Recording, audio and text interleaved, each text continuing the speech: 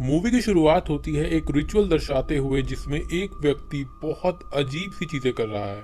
अब scene cut होते ही दिखाई देता है एक घर जहां पर दो लड़कियां बैठी हुई हैं, किसी का इंतजार कर रही हैं और साथ में घबरा भी रही हैं। एकदम से उन दोनों की नजर एक फोटो पर जाती है जिसमें एक व्यक्ति हवा में लेविटेट कर रहा है, शायद किसी रूहानी ताकत की मदद से। अब ये दोनों लड़कियां जिससे मिलने आई हैं वो एक काला जादू करने वाला इंसान है या शैतान, आप जो भी कहें।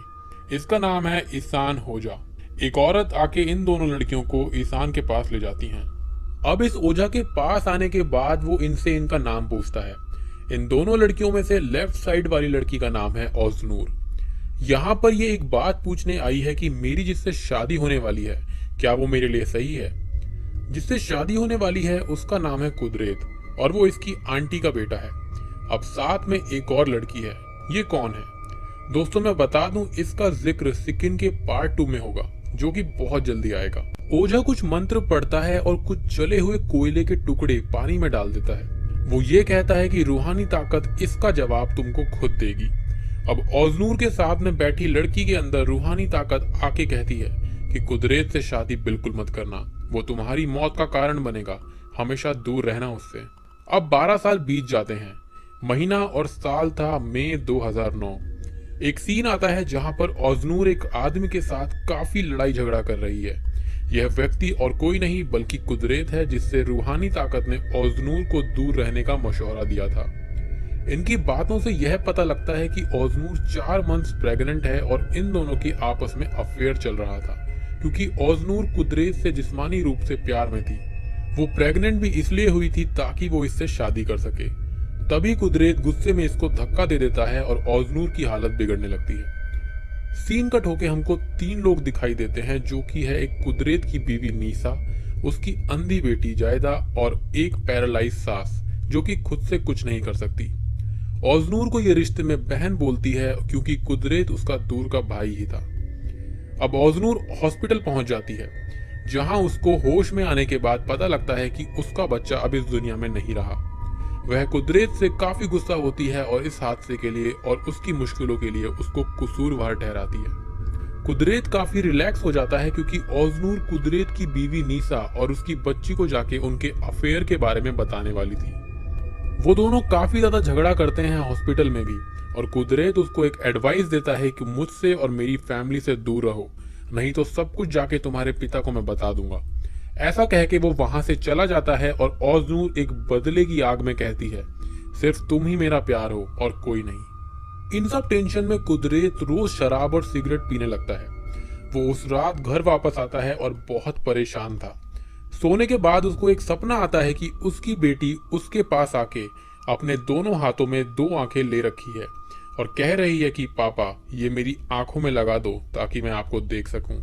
इस डरावने सपने से उठने के बाद कुदरत को अपनी गलती का अफसोस होता है और वह यह कहता है कि काश उस दिन मैं अपनी बीवी को हॉस्पिटल ले जाता तो शायद आज जायदा ऐसी नहीं होती।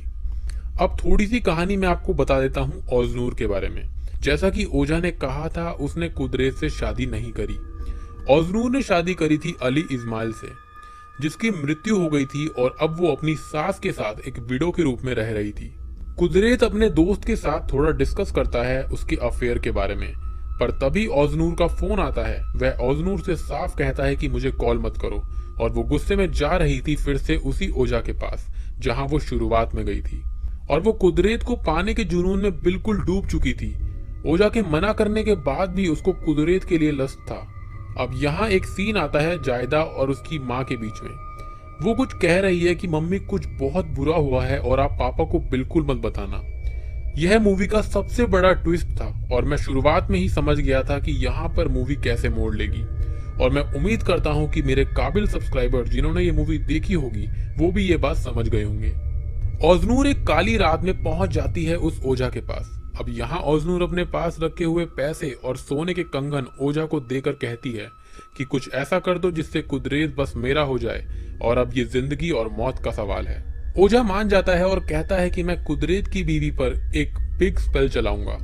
यह सबसे शक्तिशाली जादू टोना है जो कि सिर्फ मैं ही कर सकता हूँ। ओझा कहता है कि शैतानी जीव हमारी तरह ही क्रिश्चियंस मुस्लिम होते हैं, पर इनमें से एक ऐसी ट्राइब एनजार जो कि मुस्लिमों से बहुत नफरत करती है, मुझे उस ट्राइब में से एक शैतान को मनाना होगा नीसा को पोजेस करने के लिए। नीसा को पोजेस करते ही 5 दिन के अंदर उसकी और उसके खून से जुड़े रिश्तेदारों की मौत हो जाएगी और कुदरत उसका हो जाएगा। पर क्या ऐसा हो पाएगा? ये बात तो हमें मूवी के अंत में ही पता चलेगी। अब मैं आपको इस पिग स्पेल की विधि बता देता हूँ। एक पिग को काट कर उसकी आंतें निकालनी होंगी, मतलब उसकी इंटेस्टाइन्स। अब उस इंटेस्टाइन को लपेटा जाएगा एक मृत शरीर जो कि हाल ही में मरा हो, उसकी शिन बोन यानी कि पैर की हड्डी पर। इंटेस्टाइन को लपेटने से पहले ओजा लिखेगा कुछ ऐसी बातें जो कुरान से उल्टी होंगी। साथ में चाहिए होगा नीसा के खून का कतरा, बाल, नाखून या फिर कुछ ऐसा ही। और सबसे जरूरी चीज उसकी एक फोटो। यह सब उस डीमन को मनाने के लिए किया जा रहा था। ओजनूर मान जाती है और कहती है कि मेरे पास कोई और रास्ता भी नहीं है। तो वो जाती है सीधा कुदरत के घर ये सब चीजें लेने के लिए। वहां पहुंचने पर घर में कुदरत नहीं होता, जो कि उसके लिए काफी अच्छी बात थी। वहां कुदरत की पैरालाइज्ड माँ को कुछ रूहानी ताकतें नजर आती हैं। यह कौन थी, इसके लिए भी सेकंड पार्ट 2 का वेट करिए। तब तक आप मजा लीजिए सेकंड पार्ट 1 का। ओजनूर बहाना करके जाती है सीधा वॉशरूम में, क्योंकि वॉशरूम से ये चीजें मिलना काफी आसान था। वहां उसको मिलता है एक यूज सैनिटरी पैड, एक कंघे में बाल, और ये दोनों चीजें लेकर वो वहां से निकल जाती है। पर कुदरत वहां उसको मिलता है और खूब गुस्सा करता है कि यहाँ कभी मत आना। अब यहाँ ओजनूर एक बार को यह सोच रही थी कि मैं ऐसा ना करूं। उस बच्ची पर उसे तरस आ गया था। कुदरत के रूड बिहेवियर को देखकर उसका गुस्सा और बढ़ गया और वो सीधा ओजा के पास चली गई। यहाँ डीमन को बुलाने की प्रक्रिया शुरू करी गई। सैनिटरी पैड को एक पानी में डुबाया जाता है। उस पानी को डाला जाता है पिग की आंतों में। फिर मुर्दे की शिन बोन पर उसको लपेटकर कुछ फरियादें की जाती हैं और बस शैतान राजी हो जाता है। और अगले 5 दिन अब जहन्नुम जैसे आने वाले थे कुदरत की फैमिली के लिए। एक खास बात और थी कि नीसा की तस्वीर को 5 दिनों तक कुत्ते के खाने में मिलाकर देने को कहा जाता है। भयानक रातों की शुरुआत होती है 10 मई से। कुदरत के घर में एक सीन आता है जहां जायदा अपनी दादी माँ के बाल बना रही है और एकदम से उसको एक ऊंची सी सांस आती है और जायदा अपनी दादी माँ को करके चुप करवाती है। वहां कुदरत अपने नशे में धुत होता है। नीसा 12 बजे उठती है अपनी सुबह की प्रेयर्स करने के लिए। प्रेयर करने के बाद उसको बहुत सारे शूकर यानी पिग के कटे हुए सर नीचे गिरते हुए दिखते हैं। वो बहुत डर जाती है और पहली रात का अंत हो जाता है। पर भयानक चीजें तो अभी आने वाली थी। अब अगली सुबह यानी कि 11 मई को अचानक से नीसा पोजेस होने लगती है और अपनी बेटी की डॉल और खुद के ही बाल काटकर खाने लगती है। रात को नीसा ये सब कुदरत से डिस्कशन करती है और वो उसको पागल कह के डांट देता है। पीछे जायदा डॉल के साथ काफी ज्यादा अजीब चीजें करने लगती है। अब इसका ऐसा बिहेवियर क्यों था, ये बात तो आगे ही पता चलेगी। ओजनूर की तरफ से एक सीन आता है, उसको भी अजीब से एहसास होने लगते हैं। वो रात को सोने जाती है और उसको उसका मृत पति दीवार में सर मारता हुआ दिखाई देता है। वो कहता है कि तुम्हारे अफेयर की वजह से ही मैंने खुद को इस तरह कट मार के मार दिया था। वो जाग जाती है और फ्लोर पर पैर रखती है। उसके पैर में चुभ जाता है वही ब्लेड जो उसके हस्बैंड के हाथ में था सपने में। आखिर ये सब ओजनूर के साथ क्यों हो रहा था और ओजनूर को ये सारी चीजें क्यों दिख रही थी। अब बात है 12 मई के दोपहर की। नीसा अपनी सास की देखभाल करती है, उनको साफ करके। वो उनके लिए एक सूप बनाने के लिए रख देती है। ये सब करके नीसा बाथरूम में पानी फेंकने जाती है। इतने में हमको दिखाई देता है कि नीसा की सास जो कि पैरालाइज थी, वो रूहानी ताकत के कंट्रोल में आके चलने लगती है और खुद पर वो गरम गरम सूप डाल देती है। तो घर में पहले इंसान की मौत हो जाती है। इनका क्रियाक्रम करा जाता है और सब घर में शोक मनाते हैं। ओजनूर भी आती है और दुख दिखाती है, पर अंदर से वो काफी खुश थी। जायदा इस बात से काफी परेशान थी और बहुत रोते हुए दिखाई देती है। कुदरत बाहर सिगरेट पी के घर के अंदर जाने की कोशिश कर रहा था, पर कोई भी चाबी काम नहीं आती। अचानक से ही अपने आप गेट खुल जाता है और अंदर उसको अपनी बेटी की आवाज सुनाई देती है, पापा पापा। अब अंदर जाते ही कुदरत की बीवी और ओजनूर एक रूहानी ताकतों के रूप में उसको डराती है। अचानक से वहां भी होती है उसकी बेटी जायदा। वो बहुत घबरा जाता है। उस रात का अंत होता है और 13 मई की सुबह कुदरत अपनी बीवी नीसा की बात मान लेता है। कुदरत एक प्रीस्ट की मदद लेने की बात कह के प्रीस्ट के पास चला जाता है। यहाँ प्रीस्ट एक बॉडी को नहला धुला रहे थे। कुदरत उनसे बात करता है और कहता है कि मेरे घर में कुछ बहुत बुरा हो रहा है। प्रीस्ट बोलते हैं कि तुम्हारे घर में तुम्हारी बीवी एक जिन के द्वारा पोजेस हो गई है। ये डेल्यूजन दिखाना और एक शैतानी जिन का ही काम है। अब यहाँ प्रीस्ट ये कहता है कि दो बातें हो सकती हैं, या तो बुरी शक्ति को तुमसे कुछ दिक्कत है, या फिर तुम्हारे यहाँ किसी को तुमसे दिक्कत है और उसने जिन को भेजा है तुम्हारी बीवी को पोजेस करने के लिए। इन शॉर्ट, प्रीस्ट उनकी मदद करने के लिए तैयार हो जाता है। अब 13 मई की रात को दो हादसे होते हैं, एक नीसा के साथ और एक ओजनूर के साथ। पहले आते हैं नीसा पर। नीसा को नीचे बाथरूम में उसकी सास पॉटी के साथ ब्रेड खाते हुए दिखती है वॉशरूम के अंदर। वो बहुत घबरा जाती है और तभी कुदरत आके उसको संभालता है और यह कहता है कि कल हम प्रीस्ट के पास जाएंगे, चिंता मत करो। और तभी वहां ओजनूर के घर में ओजनूर नहाकर निकली ही थी, तभी वहां पर लाइट चली जाती है। पर वहां उसको रूम में दिखाई देती है नीसा एक शैतान के रूप में, जो कि ओजनूर के 4 महीने के मृत बच्चे को लेके बैठी हुई थी। और वो शैतान उसको काफी बुरे शब्द कह के नीचे फेंक कर चला जाता है। अब 14 मई की सुबह ओजनूर बात करती है ओजा से। वो यह बताती है कि मुझे बहुत ही अजीब शैतानी सपने आ रहे हैं, पर ओजा कहता है कि डरने की कोई बात नहीं है अगर तुम्हारा नीसा से कोई ब्लड रिलेशन नहीं है। अब पीछे से यह बात ओजनूर की सास सुन लेती है। वहां नीसा अपने घर में अपनी बच्ची की ड्रेस ठीक कर ही रही थी, तभी जायदा अपनी दादी माँ के हेल और हेवन में जाने की बात करती है और नीसा पोजेस होके खुद को फांसी लगाने लगती है। यहाँ भी जायदा का बिहेवियर ठीक नहीं था। कुदरत आकर उसको फांसी लगाने से रोक लेता है। ओजनूर की सास घर आके सब कुछ उनको बता देती है और बस कुदरत अपनी बीवी को लेकर निकल जाता है ओजा के पास। वहां ओजा ने सारी तैयारी कर ली थी उस जिन को बाहर निकालने के लिए। अब यह 14 मई की रात थी, यानी कि 5वां दिन। अब तक बस एक ही इंसान की मौत हुई थी, पर आज सारे फैसले होने वाले थे और बहुत से राज भी खुलने वाले थे। सीन कट होके ओजनूर के पास आता है। ओजनूर डिनर कर रही थी, अचानक से उसको कुछ अजीब सा महसूस होता है और डिनर की थाली अचानक से खून से भरे वॉर्म्स में बदल जाती है।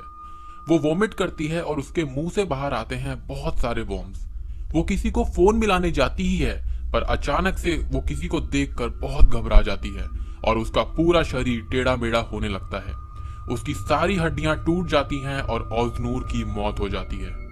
वो कहते हैं ना कि अगर किसी और के लिए गड्ढा खोदोगे तो उसमें आप खुद भी गिर सकते हो, और ओजनूर की बदले की आग में यही हुआ। अब आखिरी स्टेज आती है जहां पर प्रीस्ट नीसा को बैठा देता है एक चेयर पर, जो कि कुरान की किताबों से घिरी हुई थी, ताकि वो जिन वहां से बाहर ना जा पाए। अब नीसा पर झाड़ फूक शुरू होती है। झाड़ फूक करते टाइम काफी सारी चीजें की जाती हैं, जैसे पाक पानी उस पर डाला जाता है और जिन बाहर आने लगता है। वो जिन काफी तकलीफ देता है, पर प्रीस्ट उस पर एक लकड़ी से बने हथियार से वार कर देता है, ये कहकर कि भरोसा रखो, इससे बस जिन बाहर आएगा। पर अचानक से मौत हो जाती है नीसा की। कुदरत गुस्से में प्रीस्ट को मारने लगता है, पर पीछे खड़ी हुई थी जायदा पोजेस्ड होके। जी हाँ दोस्तों, अब यहाँ खुलता है सबसे बड़ा राज। असल में ओजनूर ने गलती से पोजेस करवा दिया था जायदा को, ना कि नीसा को। शैतान बस नीसा को इस्तेमाल कर रहा था एक वेसल की तरह, ताकि उसकी सच्ची आइडेंटिटी किसी के सामने ना आ पाए। अब असल में हुआ क्या था? याद है एक सीन जिसमें मैंने आपको बताया था कि नीसा और जायदा आपस में बात कर रही थी कि मम्मी पापा को मत बताना। तो उस दिन जायदा की पहली मेंस्ट्रुअल साइकिल शुरू हुई थी। वॉशरूम में वो सैनिटरी पैड और किसी का नहीं बल्कि जायदा का था। ओजनूर ने सबके लिए मौत तो मांगी थी, लेकिन खुद भी वो जिंदा नहीं रही। इन सारे हादसों के लिए शुरुआत से जायदा के अंदर एनजार ट्राइब का जिन ही जिम्मेदार था। नीसा की सास को उसने मरवाया, नीसा को खुद उसने मरवा दिया। ओजनूर की मौत का भी वही कारण बना। ओजनूर ने किसी को देखा था मरते वक्त और वो जायदा ही थी।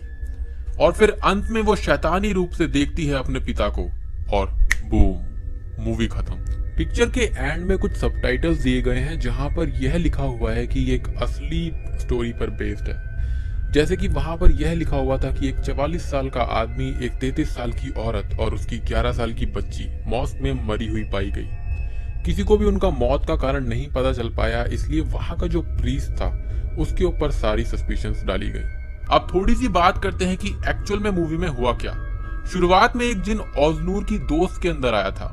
मुझे लगता है कि वही एनजार जिन था और हो सकता है उसको इंसानी रूह की भूख हो, तभी उसने कुदरत से शादी करने को मना किया।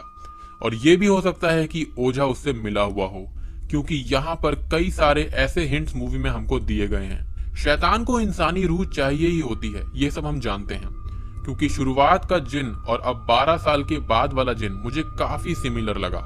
पर आपका इस बारे में क्या ख्याल है, मुझे आप कमेंट सेक्शन में जरूर बताइएगा। ओजनूर की मौत क्यों हुई?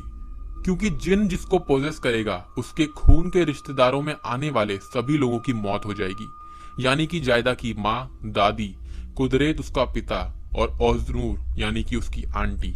और यही कारण था कि ओजनूर की मौत बहुत ही भयानक रूप से हुई थी।